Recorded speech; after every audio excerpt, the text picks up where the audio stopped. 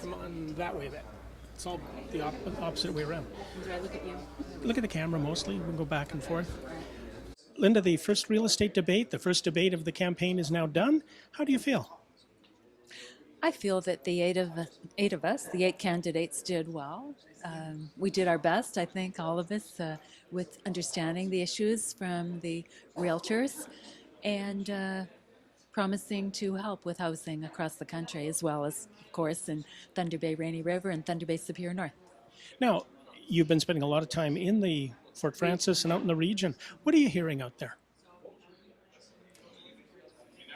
In the region, and somewhat within the city, I am hearing an emphasis on affordability, and that is going to be addressed by the Conservative platform for sure, cutting various taxes and keeping more money in people's pockets.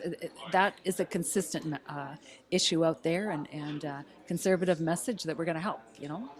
The issue of a capital gains tax on a sale of a house came up in the debate today.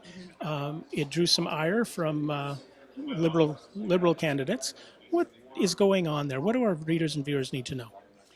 Well, back in 2016, the federal Liberal government mandated that when a house is sold, it be reported to the Canada Revenue Agency. Didn't used to be necessary. Usually when the CRA wants notification, it means they're looking for money, you know. And we have seen documentation that Liberal Adam Vaughan out of the Toronto area has been definitely looking at capital gains on primary residence, 50% of the capital gain within the first year of a sale after buying a house would go to federal government, and then there'd be a diminishing amount over the next few years.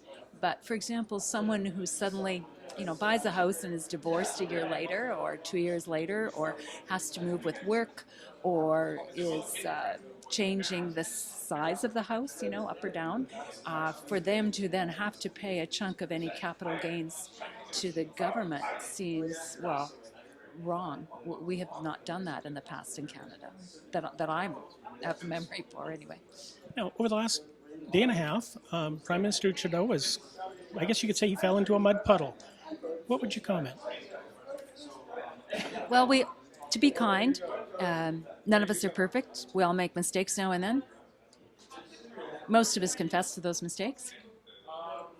We currently, I think most of us, are currently dismayed, disgusted, saddened that our Prime Minister painted his face black, several years ago, type of thing. I don't know all the reasons for that, but it does seem insensitive, especially when you put it on top of the other ethical issues and accusations that have happened with this last few years with this Prime Minister.